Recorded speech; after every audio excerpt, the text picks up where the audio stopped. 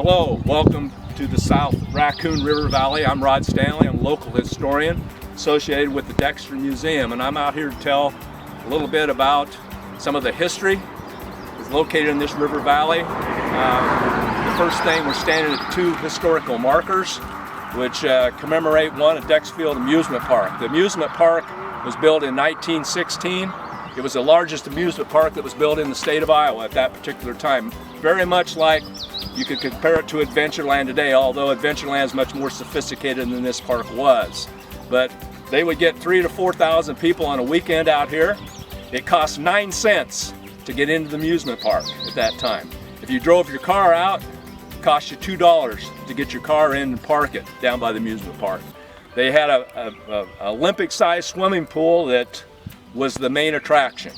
And lots of people came to swim in that pool because it was fed by a natural spring, a mineral spring. It was called Marshall Springs.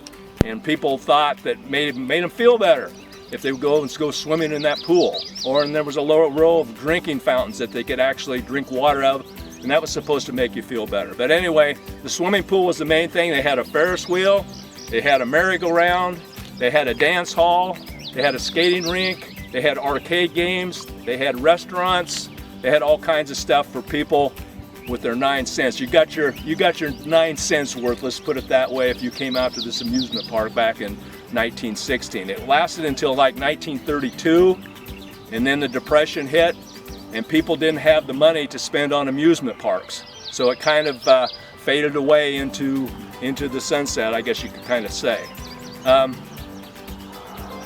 One of the things that you can also associate with the amusement park is the campground. And the campground was located above in the hills above the amusement park, and that's where the Barrel Gang came in 1933. And the Barrel Gang was a notorious gang in the Midwest. They grew up in Texas, but they spent lots of time in Iowa.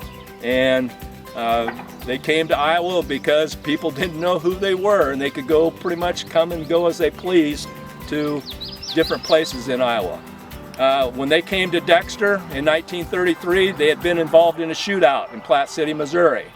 And Brother Buck was severely wounded, had a severe head wound, and Clyde knew about this campground evidently because he came to it and was located like a half a mile off the road, and he stayed there. They stayed there for approximately 5 days, and they made trips into Dexter and bought food and bought medicines and things like that. Eventually they were found out, and a posse was organized, and on July 24th, 1933, this posse came out to this campground, surrounded them on 3 sides, asked them to surrender, which Clyde was never going to do, and there was a gigantic shootout. The biggest shootout in Dallas County history was located at that campground. The Barrel Gang was fortunate to escape with their lives, although 2 of the members of the gang, Brother Buck and his wife Blanche, were captured and taken into Dexter, and eventually Buck was taken to Perry and died at the Perry Hospital. Blanche was eventually taken to jail and stood trial for attempted murder and was put in prison for 11 years. Clyde and Bonnie and W.D. Jones, who was a 17-year-old teenager, escaped across the river, stole a car from the Feller family, and lived to, I guess, rob another bank another day. The bank robbery and Stewart of the Barrel Gang, well, they almost got killed out here at Dexfield Park back in July of 1933. Less than a year later, in April of 1934, they were back in the area. They were over at Stewart, Iowa.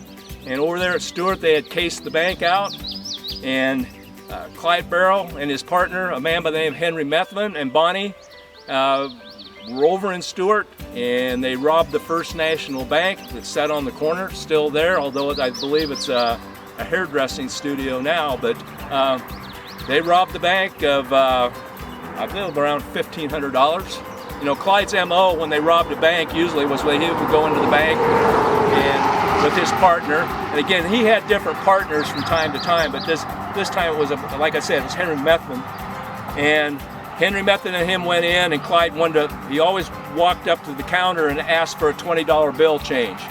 And he would say, I need this bill changed like 5s or 10s. And while the teller was doing that, and looking down at his drawer to get the money out. Then he would look up, and the teller that day was a fellow by the name of Harold Cronkite. And he looked up and he said he saw a 45 pointed at his head, and Clyde said, "Give me all the money you have." And so they put all the money in in fact, the bag they had that day was a red and white striped bag. Now where Clyde got that, I have no idea. But anyway, Harold Cronkite put the money in the bag. Then Clyde and Henry Method locked the employees in the vault, didn't lock it up, pushed them in the vault, and then escaped, went outside, and Bonnie was waiting for them outside in the car.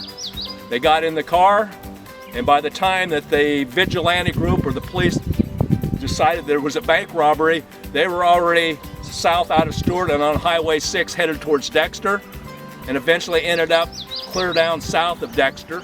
Had a flat tire there, changed that flat, then escaped into, I don't know where they went after that, but they actually came back through Dexter. But you know, the bank robbery was a big deal for Stewart. There's actually, if you go over there, there's a plaque on the side of the building, and there's a big sign up above that talks about this is the bank that Bonnie and Clyde robbed on April, I think, 16th or 14th in 1934. It's worth you going over there and taking a look at it. I think you'll can kind of experience in your mind what happened that day.